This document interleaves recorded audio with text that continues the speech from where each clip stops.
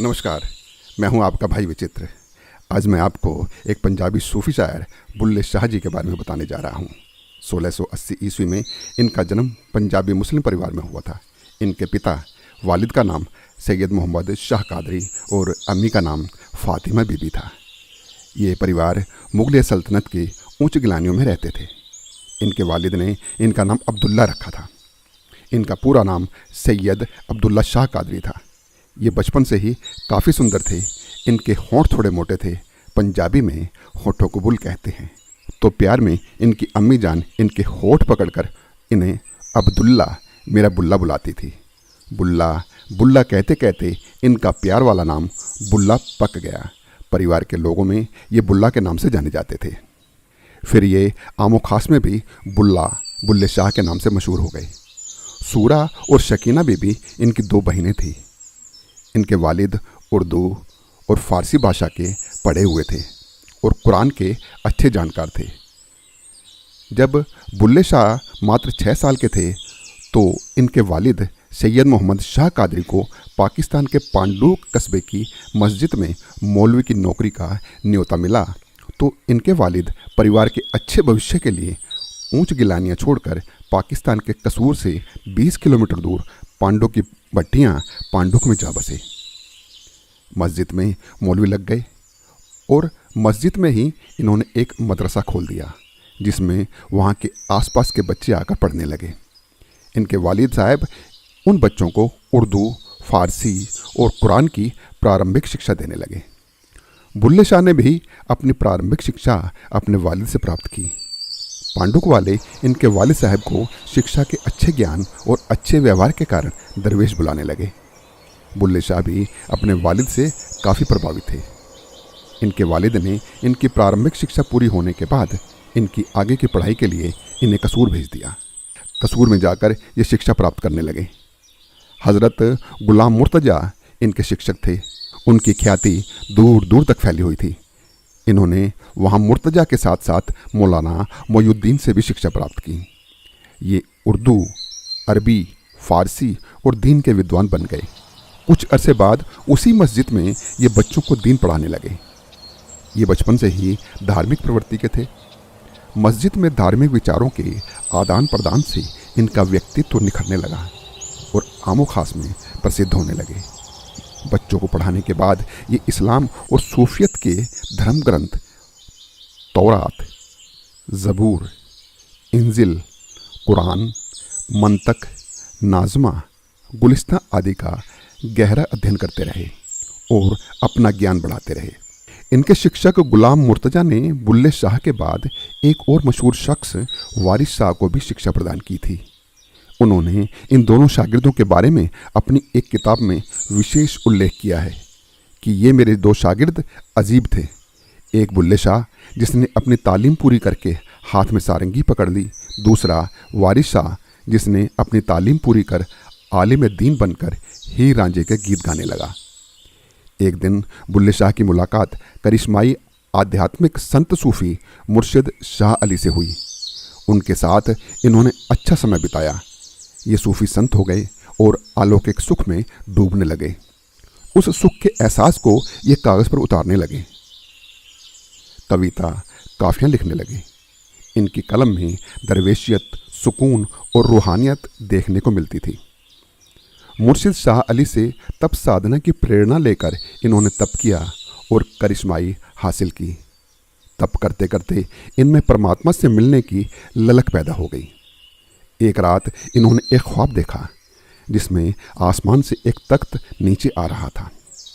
उस तख्त पर एक शख्स बैठा हुआ था। वो तख्त नीचे आते आते अधर में रुक गया और उस पर बैठे शख्स ने इनसे कहा, बुल्ले शाह, तेरे अंदर जिसे देखने की ललक पैदा हो रही है, जिससे तू मिलना चाहता है, उससे तुझे इनायत शाह कादरी ही मिलवा सकता है। जा, उसे तलाश कर। उसके कदमों में ही तेरी जन्नत है। और इनका ख्वाब टूट गया। सुबह होने वाली थी। सुबह उठकर बुल्ले शाह ने अपने ख्वाब के बारे में मुर्शिद शाह अली से गुफ्तगू की तो मुर्शिद शाह अली ने बताया कि इनायत शाह कादरी का डेरा लाहौर में है। तो ये उनसे मिलने लाहौर चल दिए। जब ये लाहौर में इनायत शाह कादरी के डेरे पहुंचे तो उस समय वो अपने चेलों के साथ धान लगा रहे थे। बुल्ले ने उनके चेहरे का रुबाब देखा तो समझ गए कि ये ही है इनायत शाह कादरी। उनका ध्यान अपनी ओर खींचने के लिए ये अपना करिश्मा दिखाने लगे। आम के पेड़ के नीचे इन्होंने अपनी आंखें बंद की और अल्लाह को याद किया। करिश्मा हुआ, पेड़ से कच्चे आम टप टप गिरने लगे। धान के खेत में पानी भरा हुआ था। पानी में कच्चे आमों के गिरने से टप टप की आवाज़ सुनकर इनायत शाह कादरी ने पलट कर देखा कि नीचे कच्चे आम गिरे पड़े थे। उनके हाथों में धान की पोद थी। वो इनके नज़दीक आकर मुस्कुराकर बोले, काका, इस पेड़ से कच्चे आम तूने तोड़े हैं? इन्होंने कहा, नहीं तो, मैं तो पेड़ पर चढ़ा भी नहीं हूँ। इनायत शाह कादरी ने कहा, इतनी तेज हवा तो नहीं चल रही, कच्चे आम कैसे टूट गए? इन्होंने कहा, मैंने तो हाथ भी नहीं लगाया और ना ही कोई पत्थर फेंक कर मारा है। इनायत शाह कादरी बोले, अच्छा, तो तू चोर भी है और चतुर भी। ये इनायत शाह कादरी के पैरों में गिर गए और बोले, गुरुजी, मुझे रब से मिलना है। इनायत शाह कादरी ने कहा, रब तेरे से दूर नहीं है, पर मिलने का ये दस्तूर नहीं है। ये कहकर कादरी जी धान लगाने खेत के भीतर चल दिए। ये उनके पीछे पीछे चलने लगे। इनायत शाह कादरी बोले, जब तक न तो खुद को मिटाएगा तब तक न उस रब को पाएगा। बुल्लिया, उस रब का क्या पाना है? धान की पोद का गुच्छा जो उनके हाथ में था उसमें से धान की एक पोद निकालते हुए बोले, इधर से उखाड़ कर। फिर थोड़ा झुककर उस पोद को जमीन में लगाते हुए बोले, उधर लगाना है। बातों बातों में इनायत शाह जी ने बुल्ले शाह को उस सीढ़ी के बारे में बता दिया जिस सीढ़ी पर सीढ़ी दर सीढ़ी चढ़कर परमात्मा से मिला जा सकता है। और बुल्ले शाह जी भी कादरी जी का इशारा समझ गए कि परमात्मा को पाना है तो अपना ध्यान इस संसार से हटाकर उस परमात्मा की ओर लगाना है। दिल से, शुद्ध आत्मा से प्रभु की बंदगी करनी है। ये समझ गए कि ये ही उन्हें रब से मिला सकते हैं, तो ये इनायत शाह के पैरों में गिर गए और उन्हें अपना गुरु मान लिया। उन्होंने इन्हें उठाया और अपने डेरे के साथ साथ अपने दिल में भी जगह दे दी। बुल्ले शाह सैयद जाति अर्थात ऊंची जाति के थे और इनके गुरु इनायत शाह कादरी एराइन यानी थोड़ी नीची जाति से थे, जिनका मूलतः कार्य खेती बाड़ी करना होता है। जब परिवार वालों को इस बात का पता चला कि बुल्ले ने किसी छोटी जाति वाले को अपना गुरु बना लिया है, तो कुणबे वालों ने इनके साथ खूब कलेश किया। इन्होंने परिवार से मिली जलालत बर्दाश्त की, परंतु इनायत शाह जी से अलग नहीं हुए। इन्होंने एक काफिया में उस वाक़या का जिक्र भी किया है कि इनकी दो बहनें सूरा और शकीना बीबी कुणबे की भाभियों के साथ इन्हें रोकने आई थी, इन्हें समझाने आई थी। काफिया इस तरह है। बुल्ले नू समझावण आइयां पैणा ते पर जाइयां, बुल्ले नू समझावण आइयां पैणा ते पर जाइयां, मन लै बुलिया साडा कहना, मन लै बुलिया साडा कहना, छड़ दे पल्ला राइयां, बुल्ले नू समझावण आइयां, बुल्ले नू समझावण आइयां। आल नबी औलाद अली नू, आल नबी औलाद अली नू, तू क्यों लिखा लाइयां, मन लै बुलिया साडा कहना, मन लै बुलिया साडा कहना, छड़ दे पल्ला राइयां, बुल्ले नू समझावण आइयां, बुल्ले नू समझावण आइयां। जेड़ा सानू सैयद सदे, जेड़ा सानू सैयद सदे, दो जख मिले सजाइयां, जो कोई सानू राई आखे, जो कोई सानू राई आखे, बेचते पिंगा पाइयां, बुल्ले नू समझावण आइयां, बुल्ले नू समझावण आइयां। राई साईं सबनी थाई, राई साईं सबनी थाई, रब दियां बेपरवाइयां, सोनियां परे हटाइयां, सोनियां परे हटाइयां, ते कुजियां ले गल लाइयां, बुल्ले नू समझावण आइयां, बुल्ले नू समझावण आइयां। जे तू लोड़े बाग बहारा, जे तू लोड़े बाग बहारा, चाकर हो जा राइया। बुल्ले शादी जात की पुछणे, बुल्ले शादी जात की पुछणे, शुक्र हो रजाइया। बुल्ले नू समझावन आइया, बुल्ले नू समझावन आइया। ये डेरे में रहते हुए परमात्मा की बंदगी में काफ़ी समय बिताने लगे। ये जात पात से ऊपर उठ चुके थे। एक बार अनजाने में इनसे एक गलती हो गई। इन्हें उसकी बहुत भारी कीमत चुकानी पड़ी। हुआ यूँ कि एक बार इनके घर परिवार में किसी की शादी थी, तो अपने गुरुजी को शादी में आमंत्रित करके शादी की तैयारियों के लिए अपने गांव पांडुक चले गए। उस समय शादी के आमंत्रण का मतलब कम से कम 2-4 दिन तक शादी वाले घर में आकर रुकने से होता था। निजी कारणों से गुरुजी का आना मुश्किल हो रहा था, तो उन्होंने अपने स्थान की भरपाई के लिए अपने एक शागिर्द को शादी में भेज दिया। ये शादी के कामकाज में व्यस्त थे। इन्होंने आए हुए गुरु भाई की आवभगत पर ध्यान नहीं दिया। वैसे भी इन्हें उस गुरु भाई के आचरण के बारे में मालूम था कि ये खाने पीने में शर्म नहीं करता और अपने आप भरपेट सब कुछ खा पी लेता है, तो इन्होंने उससे खाने पीने के बारे में पूछना आवश्यक नहीं समझा। वैसे भी आवभगत का जिम्मा इनके वालिद देख रहे थे। इनका गुरु भाई 2-4 दिन मज़े से रहा, खाया पिया और शादी की समाप्ति के बाद वापस डेरे लौट गया। डेरे पहुंचकर उसने गुरुजी के कान भर दिए कि आपने शादी में शरीक होने के लिए अपनी जगह मुझे भेजा और बुल्ले ने मुझे खाने पीने के लिए एक बार भी नहीं पूछा। ये बात इनायत शाह जी को बहुत गलत लगी और वो इनसे बहुत नाराज़ हो गए। जब ये डेरे लौट कर आए तो गुरुजी ने गुस्सा दिखाया और इनसे बात नहीं की। जब गुरुजी की नाराज़गी का पता चला तो इन्हें अपनी गलती का एहसास हुआ। इन्होंने अपनी गलती की माफ़ी मांगी, पर गुरुजी ने इन्हें माफ़ नहीं किया और गुस्से में अपने डेरे से निकल जाने का हुक्म दे दिया। ये डेरे से निकलकर मायूस हो गए, मानो किसी क्यारी को पानी मिलना बंद हो गया हो और वो उजड़ गई हो।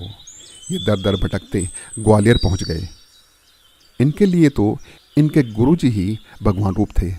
ग्वालियर में वो नाचने गाने वालों के साथ रहने लगे। ये अपने गुरुजी को याद करके उदास और गमगीन रहते थे। उसी याद में इनके दिल से जो पुकार निकली वो एक मशहूर काफिया बन गई, जिसमें वो अपने आप को हीर और अपने गुरुजी परमात्मा को रांझा रांझा पुकार रहे हैं। वो काफिया इस तरह है। रांझा रांझा रांझा रांझा रांझा रांझा रांझा कर दीनी में आपे रांझा होई, आपे रांझा होई। रांझा रांझा कर दीनी में आपे रांझा होई, आपे रांझा होई। सदोनी मैनू ती दो रांझा, सदोनी मैनू ती दो रांझा, हीर ना आखो कोई, हीर ना आखो कोई। रांझा रांझा रांझा रांझा रांझा रांझा मैं विच, मैं रांझे विच, रांझा मैं विच, मैं रांझे विच, होर ख्याल ना कोई, होर ख्याल ना कोई। रांझा मैं विच, मैं रांझे विच, होर ख्याल ना कोई, होर ख्याल ना कोई। मैं नहीं ओ आप है अपनी, मैं नहीं ओ आप है अपनी, आप करे दिल जोई, आप करे दिल जोई। रांझा रांझा रांझा रांझा रांझा। हथ खुंडी मेरे अगे मंगू, हथ खुंडी मेरे अगे मंगू, मोड मोडे पूरा लोई, मोडे पूरा लोई, हथ खुंडी मेरे अगे मंगू, मोडे पूरा लोई, मोडे पूरा लोई, बुल्ला हीर सलेटी वेखो, बुल्ला हीर सलेटी वेखो, किथे जा खलोई, किथे जा खलोई, रांझा रांझा रांझा रांझा रांझा रांझा रांझा रांझा रांझा रांझा रांझा। इसी काफिये को पागलों की तरह गाते गाते अपनी ही धुन में ये ग्वालियर से लाहौर लौट आए। ये काफिया ही इनकी दिनचर्या बन चुका था। लाहौर लौटते लौटते ये फटेहाल हो गए। दर्द और उदासी के चलते शक्ल भी बदल जाती है। एक दिन इनायत शाह ने इनको गाते हुए सुना, इनके दर्द को महसूस किया। इनकी फटेहाल हालत को देखकर उनको इन पर दया आ गई, तो इनके पास आकर उन्होंने इनसे पूछा, तू बुल्ला है ना? बस अपने गुरुजी के इतना कहने से ही ये रो पड़े और उनके पैरों में गिरकर बोले, मैं बुल्ला नहीं, भुल्ला हूँ। मेरी एक भूल ने मुझे बहुत बड़ी सज़ा दे दी है। गुरुजी, अब तो मुझे माफ़ी दे दो। इनायत शाह ने इन्हें उठाकर अपने गले से लगा लिया और खुद भी रोने लगे और रोते हुए बोले, बुल्लिया, तेरे जैसा शागिर्द खोकर मैं भी खुश नहीं रहा। थोड़ी देर बाद जब दोनों गुरु चेलों का रोना कम हुआ तो गुरुजी इन्हें अपने साथ डेरे ले गए और कहा, अब तू कहीं नहीं जाएगा, हमेशा मेरी आंखों के सामने रहेगा। ये गुरुजी के पैरों में बैठ गए और हाँ में अपना सिर हिला दिया। इन्हें अपना गुरु मिल गया था, मन की मुराद मिल गई थी। गुरुजी के आदेश से ये डेरे में प्रभु की बंदगी में समय बिताने लगे, तप करने लगे और डेरे की देखभाल करने लगे। ये सच्चे फ़कीर बन गए। इनायत शाह जी के इंतकाल के बाद ये यहाँ के गद्दी नसीन हुए। ये रूहानियत, प्रेम, इंसानियत के दीवाने हो गए। 77 वर्ष की आयु में 1757 ईस्वी में इनका इंतकाल हो गया। इन्हें कसूर में दफन किया गया। आज भी इनके मज़ार पर उर्स और मेले लगते हैं। उसमें सूफियाना गीत संगीत होता है। माहौल रूहानियत से भर जाता है। बुल्ले शाह कहते थे कि परमात्मा को बाहर ढूंढने की ज़रूरत नहीं है, उसे अपने अंदर ही ढूंढो। तो ये थी जानकारी बाबा बुल्ले शाह जी के जीवन की। ऐसी ही वीडियो देखने के लिए मेरा चैनल सब्सक्राइब नहीं किया है तो कर लें। आपका बहुत बहुत धन्यवाद। नमस्कार।